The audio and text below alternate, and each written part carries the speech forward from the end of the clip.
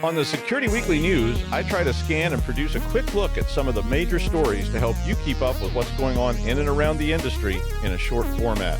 Myself, Aaron Layla, and Josh Marpet, and other guest commentators provide greater insight every week.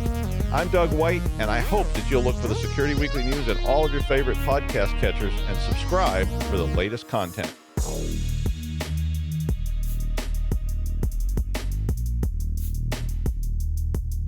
Welcome to RSA Conference. We are here recording live from Broadcast Alley in Moscone West. This interview is sponsored by Swimlane. I'm your host, Akira Brand, and joining me today for this interview is Mike Lyborg, Chief Information Security Officer at Swimlane. Welcome, Mike. Thank you for having us. So, Mike, tell me a little bit about yourself.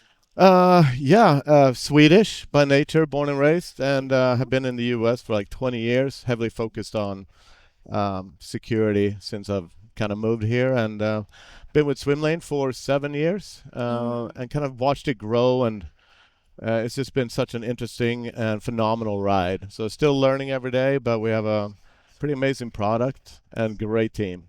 So I would like to hear about the problems that your product solves. Yeah.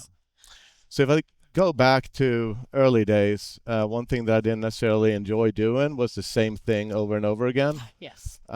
So even if you build a bunch of scripts, they become hard to kind of maintain and manage. Mm-hmm. So what Swimlane does as a product, right, is we centralize and unify the management of using all these API calls to integrate and orchestrate with very disparate tools in order to kind of bring them all together into our system of record, is what we call it, to then see from a holistic risk management perspective how all the different signals kind of interact and work together. So we ultimately end up helping out our security teams with investigations, forensics, and case and incident management, and the triage thereof, right? Beautiful. So it sounds like the main users of this product would be security teams. You would think so. That's often how we start. But Okay. the cool thing about automation orchestration, and this is what I'm pretty passionate about, is you can then obviously start automating orchestration, IT, and identity, and messaging, and collaboration. So it's not just security investigations, but it's often a really good place to start because it's where most organizations suffer to keep up. I see. Okay. So another part of Swimlane, from what I understand, is the marketplace. Yeah, so we're super excited about that. Historically, automation requires processes, and so there's more than one way to boil an egg, right? Maybe, but so we take all this content, and what we've done, we've created or facilitate kind of like a platform where you can go ahead and now we can share. So the initiatives in order for us to take these modular playbooks and actions and integrations, literally connectors to the ecosystem in your IT and security enterprise systems, to make it very, like, we can accelerate that journey to make sure that you get your use cases up and running and you're receiving immediate value. Okay, so if I, as an AppSec engineer, wanted to get involved with Swimlane, where would I start? Yeah, I would definitely obviously start visiting swimlane.com, but you can also from there get our links to go and look at the marketplace. Okay. We often see data on like, well, we have so many integrations and so many, X, Y, and Z, but to us, it's also about quality and closing the feedback circle to take these modular components and allow our end users and customers and partners in our ecosystem to then also feedback. So they may solve an AppSec use case and automate that in a playbook and a couple of components. So we can then take that modular and submit it back in, verify the code and everything else is to our standards. And then anybody in the world can go ahead and download that and enable those kind of functions in their systems. So I know in my own engineering work, sometimes we buy tools and we don't know how to tune them, right? So how can people get the most value out of Swimlane if they're just maybe new to the product? Yeah, so we actually have a lot of customers. Let's say that they have a SIM that is not well tuned or some sort of signal source inside your whatever systems you have in place. So you get a lot of noise. Well, then just automating the noise isn't necessarily what I would recommend, but it may give you enough time to then go and build further tuning and see what signals need to be tuned from a true, false, positive kind of perspective and view. So looking at data over time, because we can then take like your identity on your endpoint and whatever signal source may be and put them all together in our system of record.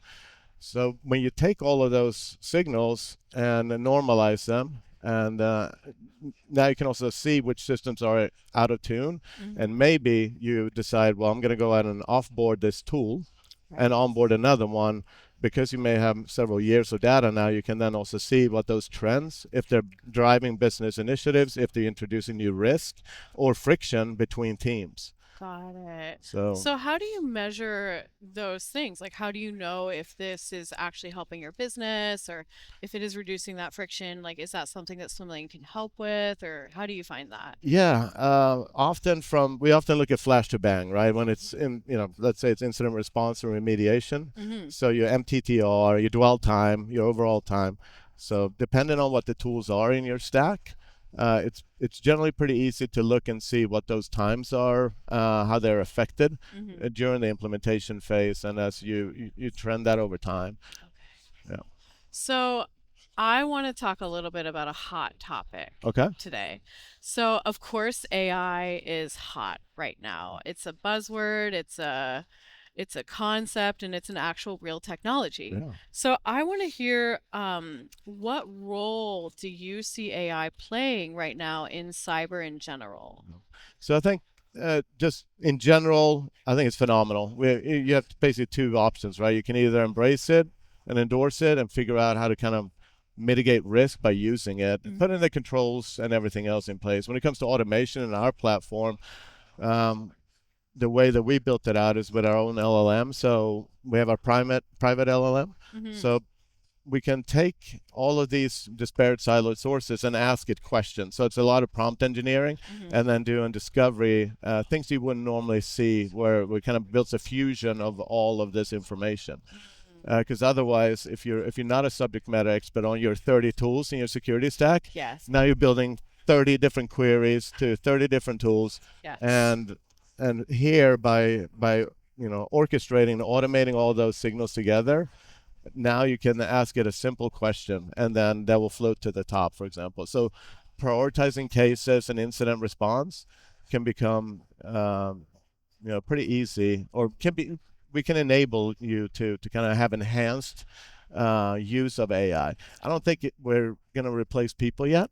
Right. But we can definitely help people make better decisions at a faster rate. So actually that was something I wanted to talk a little bit about, is the AI problem that I see around a lot of there's a little bit of a panic around AI is coming for our jobs, it's coming for our decision making. So how does your product help people to make decisions with AI as opposed to just replacing people entirely? Yeah, so it's a lot of contextualization, right? So maybe you're doing enrichment via cyber threat intelligence, or maybe you're looking at all of these different systems that normally don't talk well together. So bringing all the information into our platform then enables those analysts, by having our artificial intelligence, make sense out of all of what they're seeing. Right. So it may be like, hey, have you considered doing steps 1 through 5? Right. As it doesn't mean that they have to do it, but it gives them a starting point of next steps to do in maybe their investigation, or maybe it's a new like 0-day or CISO. You got a known exploit or something coming out, a signal coming in. So you're like, well, does this impact us? And then possibly even then integrating with your customer comms to then reach back out to your customers and say, hey, we know everybody's worried about this new exploit. Right. We have hunted and looked through all of our systems, and it doesn't exist anywhere in our code base. So it makes everybody else, you can be proactive rather than reactive.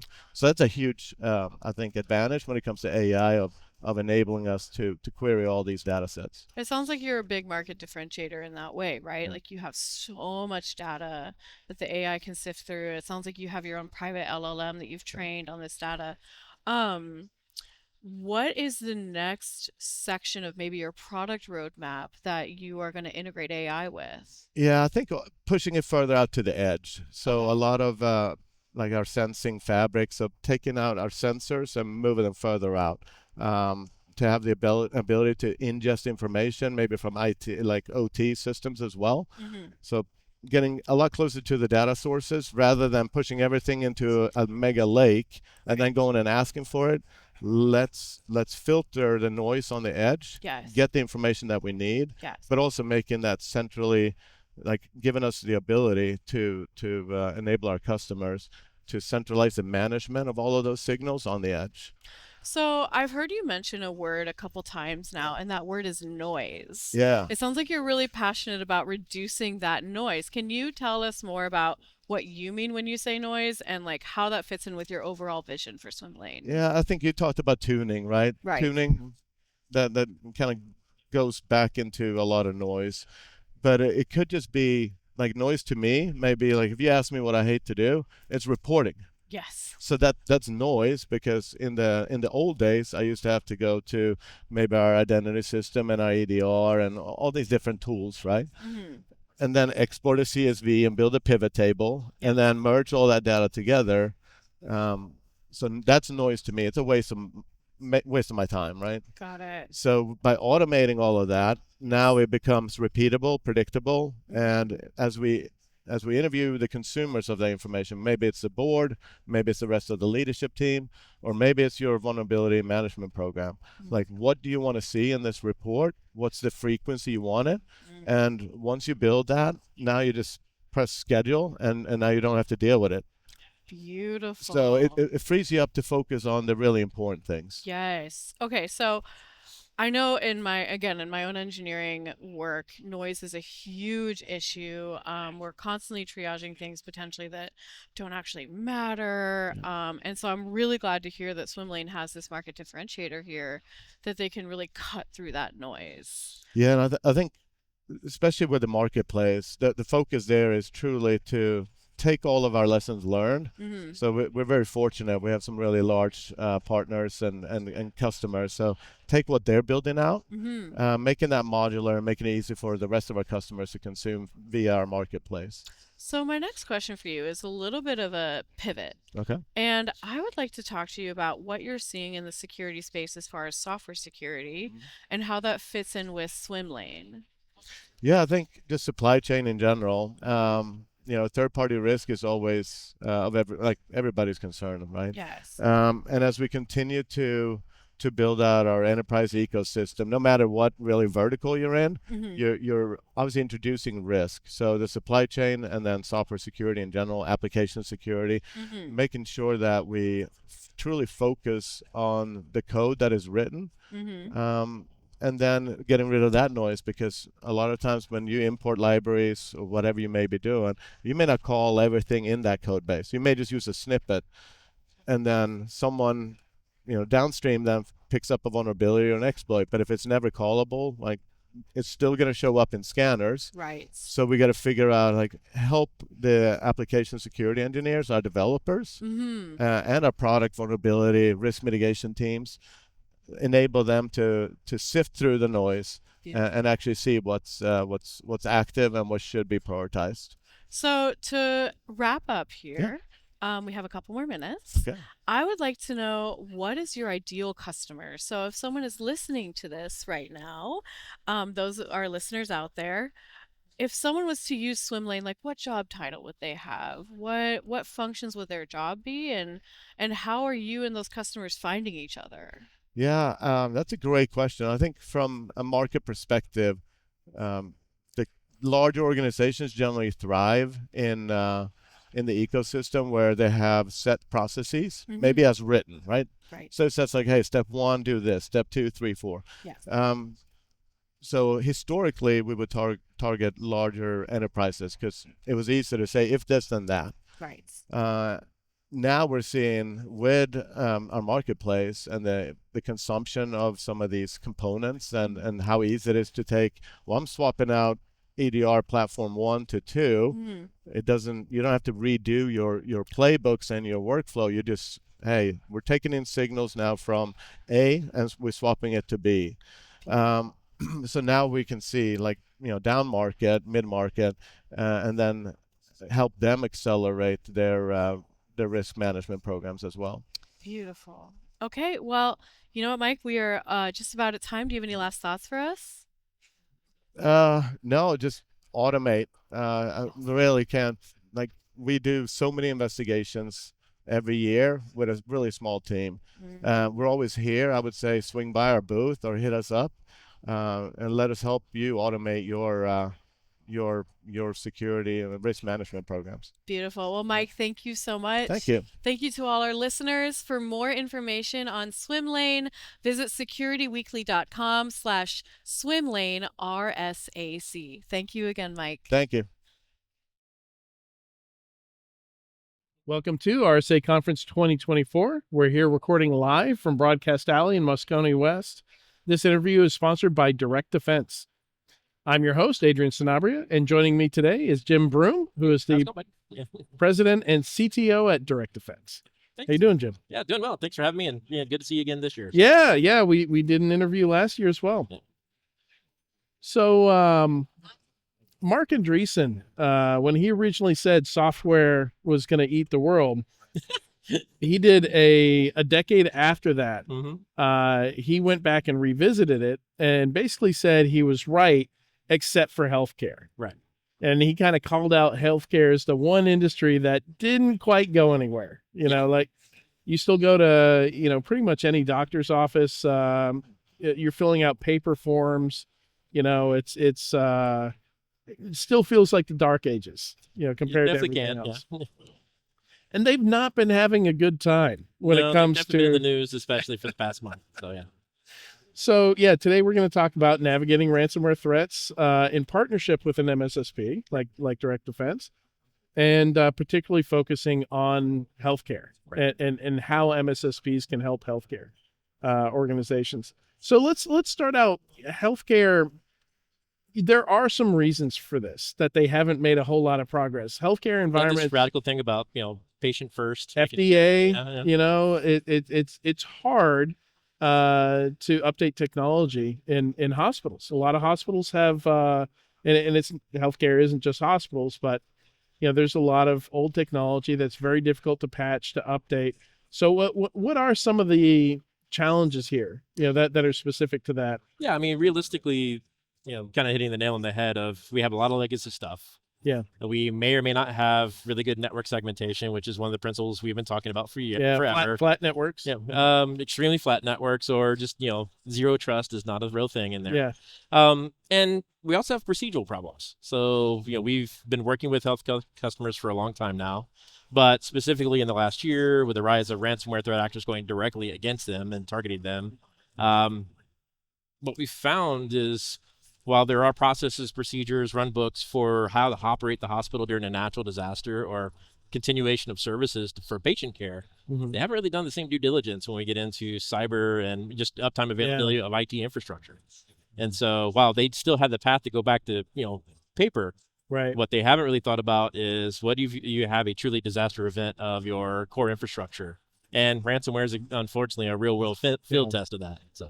Yeah, rebuilding, they're not doing infrastructure as code, so right, no. Rebuilding infrastructure is not running a Terraform script. No, no, and scalability is the issue. You've also just got the, assumptions is the best way to kind of describe it, which is, my backups are going to work. Yeah, and as from reporting on it, as being an incident, responder, your backups are the second thing they go after. And so they pretty much wipe out and destroy those. And so what has not happened at the business level of running that healthcare organization is, what's the resiliency on offsite backup?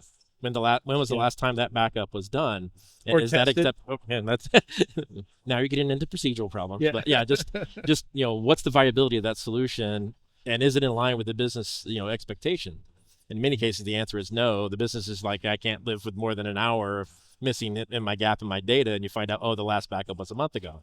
Yeah. So there's not a lot of parity or realism, and yes, we're making backups, we're taking them off site, but it's not aligned back with the business initiatives as well. Right. And that's core. Then we get into the things about cyber and taking care of the ransomware side of things. Yeah, I've got some personal trauma in that in that area. I remember once doing the math with our backup tapes and the speed of restoring from backup and realizing, if we had an incident at the absolute worst time before the next full backup, the day before the next full backup, it was something like 6 weeks to restore Every single thing. just our main CRM. Oh, okay. Yeah, from if we were to do DR, and that was nowhere near the BIA tier, that Exactly. is, yeah. Yeah, I mean, and just that is the realm of reality, that as an incident coordinator, like, you've got to sit down with a C-suite's hand. It's like, hey, so this is how long we're looking at just to do restoration of services and get back. So when can we find these jump off points, and why haven't we tested these in the before we got here as part of your disaster recovery business continuity plans? So as an MSSP, where can you help here? Well, that comes back really, that is one of our core services. From a direct defense standpoint, is, we are consultative in nature, and so we sit down with our customers and just be, this transparent. Yeah. Hey, I can help you here and here, but I might struggle because of this permission. I don't have that permission. Case in point is with this past summer with Scattered Spider.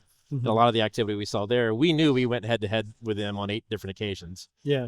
We had the benefit of some really mature customers that allowed us to test some early, alarms of monitoring the state of MFA and changes to, like, downgrading from push notification or PIN code down to a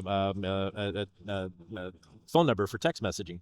That's one of the alarms we have in our ecosystem, just looking for that downgrade attack. That was our early warning. We were able to actually identify, they were getting in successfully by doing SIM swapping of key administration staff that were still using text messaging as an option. So having that collaboration, sitting down with customers and just like, hey, here's the reality. Here's the things I can do, but you need to do your side of the equation as well. If we can't eradicate text messaging as an MFA factor, at least do it for your admins, at least do it for your C-suite, or even spinning it, specifically with, the ransomware part of it is, what don't you have protected today?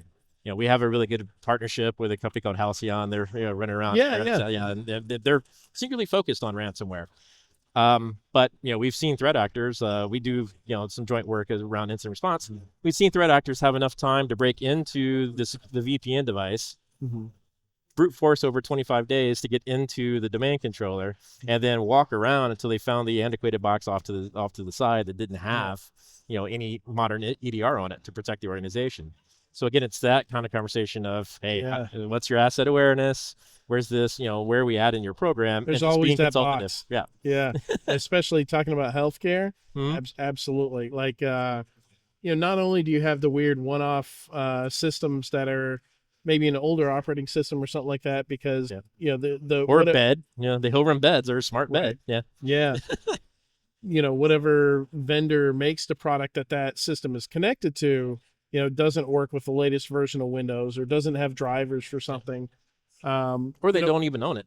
Right. I mean, if you're not familiar with most hospitals, in hospitals, administration is all part of the main hospital organization. But, on the actual ambulatory care side, it's probably outsourced to the original OEM vendor, be it, GE or HP or, Philips and Expert, all the way to a service provider. And so, teasingly, as a red teamer, it's always easy. Go read the manual because the passwords are in there. But then I also understand that a lot of doctors are contractors, essentially. Yes. And they will bring in their laptops. So there's a lot of BYOD. Tablets especially. Yeah. Yep. So, at this day, with, that's a bigger conversation on just the current state of the medical industry in the United States. But yeah, a typical doctor is working for anywhere from 3 to 4 different hospitals, depending on your region and how many hospitals you have. Yeah. So they're running into multiple systems. And then the scariest part is, they're carrying some of that patient data into their own ecosystem for billing and things like that. So, well, and it's interesting. You're saying you do have these kind of conversations with your clients. So is that just part of the managed service, or do you have consulting services as well, or just every client that comes up? Okay, we're gonna establish a baseline here. Right. We're gonna. Short answer is both. Yeah. Okay. So we actually have penetration testing both on the traditional enterprise side as well as application is our core business. Yeah. Managed services actually grew from organic demand. I got you. For our clients, because we were doing so much IR work. They're like, hey, you're finding solutions that work, manage them for us. Like, all right, so that became a business line for us. And then we actually have a dedicated practice on OT SCADA and IIoT for manufacturing lines. Yeah. So short answer is yes. We have several ways of getting down and just being consultative to our customer, even at, over beer at a restaurant, just, hey, this is, the things you need to look at. We just recently released our threat report, which is from the managed services side. And thematically, the things we kind of talk about in there is, first part is being or providing custom alerts to clients. Making sure they get what they want from a service standpoint, not just the MDR in a box doesn't work for everybody. Right. But the second part of that was really, what's the themes we saw, which was, again, compromising MFA. Big threat actors were actually jumping into single sign-on and jumping out to the third-party solutions you have integrated your MFA into. Right. So we're definitely seeing a lot of that. And then more importantly, like, living off the land, those type of techniques, we all, threat hunters, we all go and create, detections for, but when you look at it at scale, how is this going? And then by vertical, what are they doing that's unique to your vertical? Right. And so having that conversation as well with, that specific vertical, that's ultimately our approach to it. So you're coming into a healthcare organization, they're missing just about everything. That never happens. What? No. Where do you even start? Like obviously, they need an incident response plan. Right. You've mentioned MFA multiple times already, so I'm guessing you at least want to do kind of an audit of, is it enabled? All the public facing applications that currently don't have it. Yeah. Yeah. And that is a common thing. We have a discovery service that we're actually doing a promo for right now. But that was actually one of the findings just recently was, sitting down with a healthcare organization, they signed up for it. And it's like, yeah, I'm actually finding, actually from the Verizon breach report, talking about the ecosystem of, the dark web reselling stolen passwords and sharing those around and actually finding legitimate patient logins to this healthcare provider. So you're doing some external attack surface scanning, some OSINT scanning, stuff like that. I imagine you want to know if they're already compromised. Yep. Like that's a big piece of it. So I imagine like is that something where you just kind of progressively work with them to put more and more controls into place? Essentially you're educating everybody along the way. So I mean it's for the most part it's just sitting down, giving them a level set of what we can do today, what's your appetite. Let's kind of build out a 12, 36-month program for you on how we can get to a more ideal state. And more importantly, sit down with the business side of this and there is a cost. So having that conversation about what the tangible cost of actually delivering that is going to be. So, what should healthcare CISOs be looking for in a managed solution? Today, number one is making sure they're actually getting the coverage they need. So just, are you staffed? Do you actually have, here in the United States, just to have 7x24, you need, physically need 9 people there to wait for the red light to flash. But you need 12.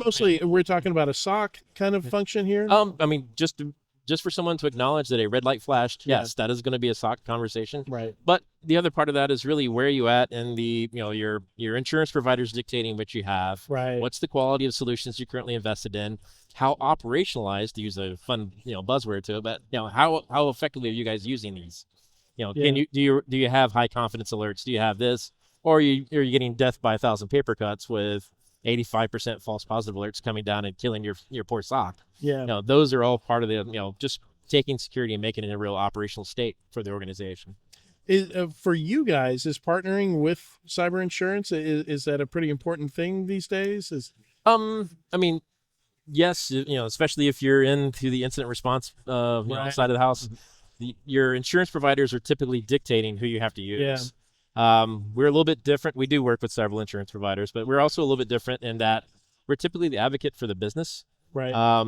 Playing myself and the other colleague that actually runs the incident response team, we play disaster bingo. So the only 2 check boxes we haven't hit off, I haven't gone through Locust in a data center yet. I haven't done that one. And he hasn't done Tsunami, but we've done everything else. Volcanic eruption, a train derailment that went through a data center. Wow. So just helping organizations get recovery services outside of cyber, just, continuity, but taking that back to a cyber conversation of how do we get back to business? How do you take care of patients? How do you secure your data? Where is your data at? All that becomes just, general conversational things, unfortunately because of, experience. Yeah. But the other part of that is it actually directly talks back to the CISO on, can I start answering these for myself? And, can I actually have a quantified like checkbox or scoring metric on, where are we at from a maturity standpoint for these things? A train through a data center. That's a new one for me. without naming names, a very large, prominent financial institution that built the state-of-the-art campus with a data center at the end of an active runway. Oh, wow. And they dropped unfortunately, 2 planes got dropped in the middle of the parking lot in the first month they were there. Wow. Yeah, so got some fun ones.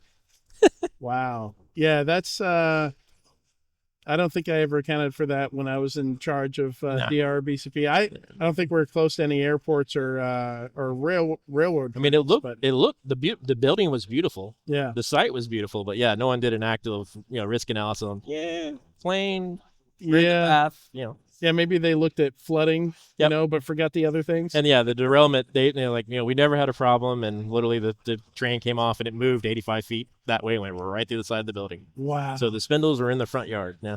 Wow, that's incredible. Well, Jim, thank you so much for joining me on Security Weekly today. Thanks, man. This is great. And to learn more about direct defense, you can visit securityweekly.com/direct defense RSAC. And please head over to securityweekly.com/RSAC for more content from us live from RSA Conference 2024. And we'll be back in a few moments with another interview. Welcome to the RSA Conference. We're here recording live from Broadcast Alley in Moscone West. This interview is sponsored by Ignite. I'm your host, Ben Carr, and joining me is Kris Lahiri, founder and CSO at Ignite. Kris, it's great to have you on the show today. Same here, Ben. It's an exciting time to be at RSA. Definitely see the buzz and energy. Happy to be here. Yeah, what's your thoughts generally? Are you seeing I think I'm seeing a lot more people come back. It's busy. It's kind of got a good vibe. You finding the same thing? Same thing. I find that it's kind of back to the pre-pandemic buzz, like 2018-19, where I really felt a lot of people. 2020, I think, was the last time they did it, just during the pandemic. Yeah. And then after those 2 years with virtual, but this year is definitely back to like a 18-19. Yeah, it feels like it's getting back, and we're hearing buzz. Like I think there was just some issues of some breaches that kind of came out during the conference. We heard about some companies that either got new rounds of funding, right? Wiz got $1 billion of funding at a $12 billion valuation, which is kind of crazy, right? If you're in the startup side, the darling of this new space there. They sure are. They sure are, right? I think it speaks to platformization, right? Like that's where people are interested. But look, let's have a discussion and talk a little bit about something that's near and dear to my heart, being with Halcyon. Let's talk about ransomware, right? Because I think that's been a big topic of concern, both in the industry. It's certainly, I think, some discussion here at RSA. And then maybe we'll broach into some AI, right? Because if there's anything that's the topic of the day at RSA, it's AI this year. Sure. Let's get into it. Okay. So can you walk me through or explain just your position on the evolution of ransomware attack, and maybe then we'll go back and forth, right? We'll either disagree or we'll agree, but let's hear where you come from on the evolution of ransomware. Yeah. So let me start quickly back with Ignite. It started off in 2008 as primarily a data collaboration platform, but from 2016 onwards, we've been putting a lot of attention to data governance. So we've been in this, let's call it, space of dealing with business content for the entire lifetime of our company. Okay. So as a result, when ransomware hit, we were right front and center, right? So if you were to, I don't want to count out the phases, but first phase of ransomware was very unique when people had been dealing with antivirus and malware for a while, but it was the first time when all data was all encrypted and a note was left, and people were like, oh shit, what do I do about it, right? Sure. So I'll get into a little bit about what Ignite did to fix or help customers with that, but that was more just, I would call, phase one. What I'm really worried about now is how ransomware has become like a business. There is ransomware as a service. You don't even have to have that tech savvy to start a ransomware attack on someone. You can hire companies and all that. And that's what's really worrying. About that, right? It's really transitioned, and I think it's monetization, right? So Yes. it's if we look at the history of attackers and threats, there was a lot of there was the script kiddies, there's nation states, there's general threat actors out there who are trying to cause malicious intent.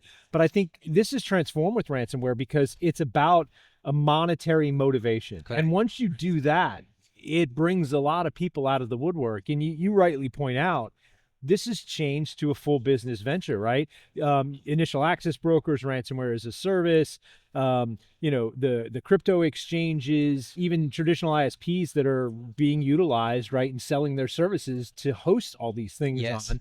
And that's just, I mean, it's compounded the problem, right? When you look at the ransomware industry, you have people who have call centers stood up, right? And good customer service around trying to get that money. Yes, absolutely. And I think with the predominance of cloud vendors, it's become even easier to launch very sophisticated large scale attacks too because of this. So The democratization of kind of malicious activity, right? It's made it Exactly. easy for anybody. You don't have to have a real expertise in this field. You just have to have time. And I think AI is actually going to take that away too, right? It's going to increase the speed at which these that's attacks right. are happening. So yeah. So I'm worried. I mean, what started off as easier things to deal with, now the scale has increased. We as vendors that provide all kinds of services to our customers have to constantly be more aware of things that could lead to different types of attacks. So your threat intelligence, your threat detection, all of that's just escalating. What's your perspective on the motivation behind the threat actors, right? Like, That's I think you really hit the nail on the head when you said it's financial motivation, right? For sure.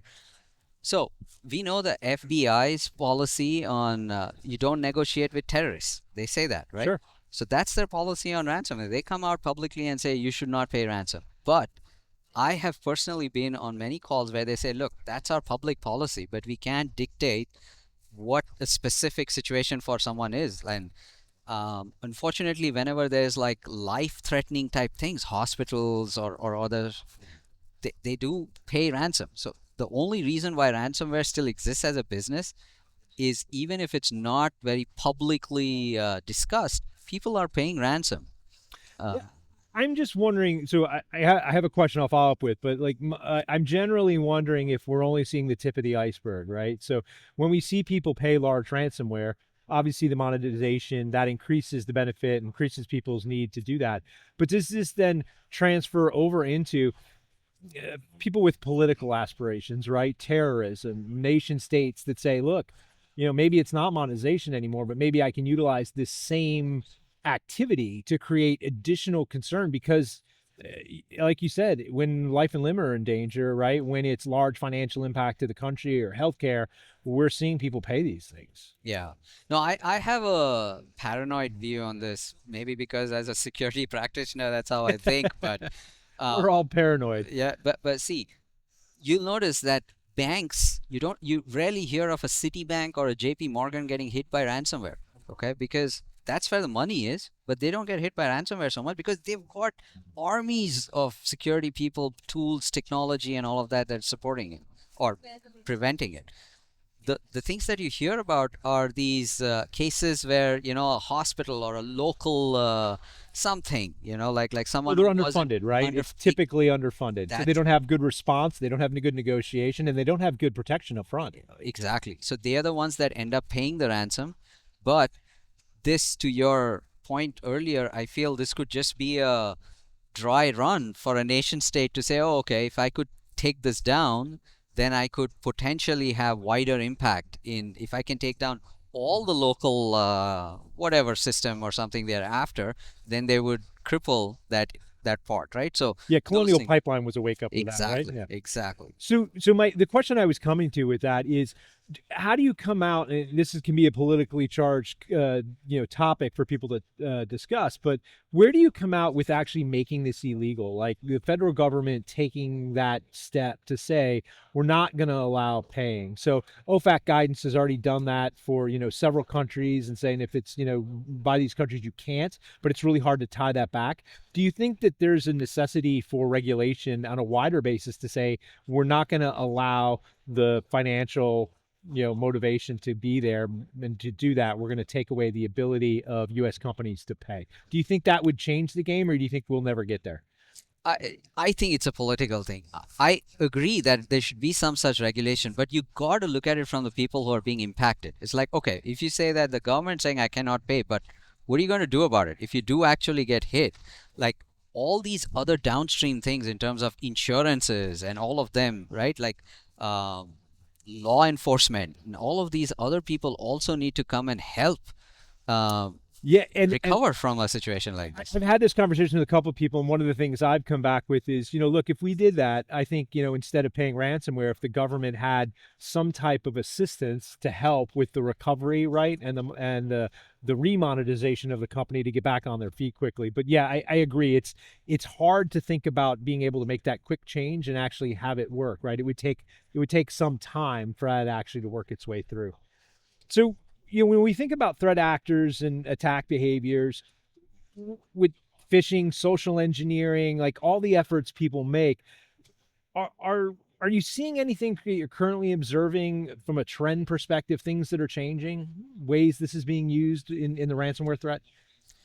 My perspective on this is, it's a little old school in the sense that there's a lot of tooling and technology helping detect, but almost all the time, the actual attack, whether it's ransomware or any type of other breach, has always been through the human chain, right? The whole phishing industry is to go somehow fool you into doing something after which they've gotten that control, right? So I'm actually quite encouraged when we go and tell people that you just need to have default better hygiene. We don't need you to go do something extraordinary. Just make sure. We've all been saying hygiene for years, though, right? Exactly. It's really frustrating. But now that you see all these things, now people are a little bit more aware, right? Like even my mom is, she knows what a second factor is. She's like, okay, I understand that I need to look at my phone to put in a second factor and all of that. So I think that awareness is improving. But it's nowhere close to where it should be. It should just be default. It always comes back to the human factor. I think a lot of people, a lot of companies, a lot of security professionals even, like they tend to lean on technology first. And it's never really technology. It always goes back to the human factor. Technology helps. Technology is something we need, but it shouldn't be your default go-to. Right.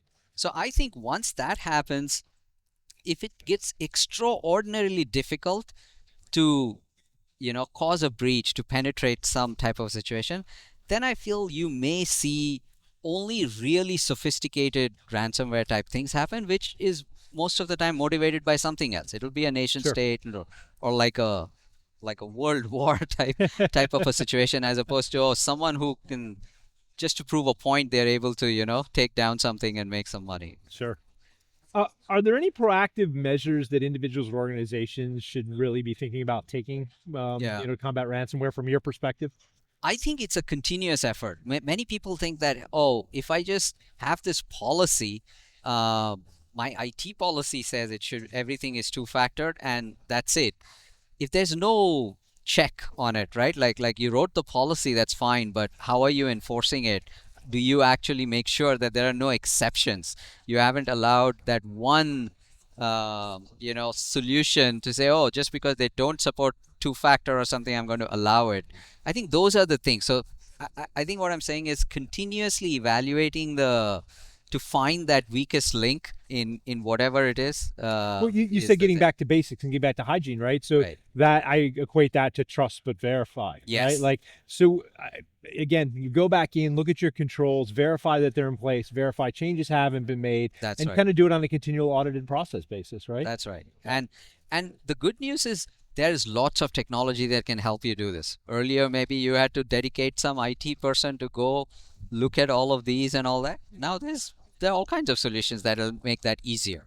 And that's one of the benefits that I'm hoping for out of AI, right? Like I think repetition of tasks, menial things that aren't engaging to a human operator, those are hopefully things that we'll see AI help with. I think right now it's been a lot of buzz. I think we were talking, before we went on about kind of the Venn diagram of AI, and everybody talks about AI, but what typically they're really talking about, at least lately, has been generative AI or LLMs.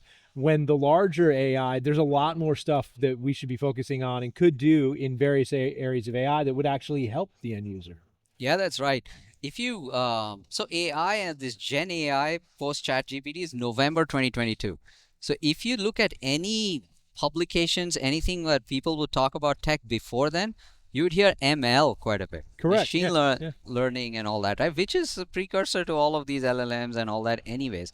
So AI has been around for a while, and I think it has been helping overall in terms of tech. Yeah, nowadays it's kind of gotten skewed with generative AI, and that's what people are talking about. It's chasing the shiny ball of security, That's right. right? Whatever buzzword is out there, people want to chase it because they think it's going to get them revenue. That's right, but I mean, there's a lot going on there too. Again, I'm encouraged, at least even in this year's RSA, on what all vendors nowadays. Every software vendor has to have an AI story, but what they're doing with AI is encouraging for Yeah, sure. it's kind of table stakes. Yeah. Any future trajectories of things going on? Any challenges that or opportunities you can think of that lie ahead that RSA, being here this year has made you think about or call out?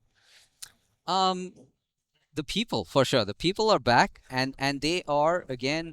RSA always has its own theme, right? And this time also, I think I felt like there's a lot of partnerships. In fact, I was in another previous meeting where they were saying that it feels like security vendors are partnering quite a lot with each other. Like even if there are pseudo competitive in some things, there's a lot more partnership and better together stories that I'm seeing this time. So. I like that thought. We'll end it on that.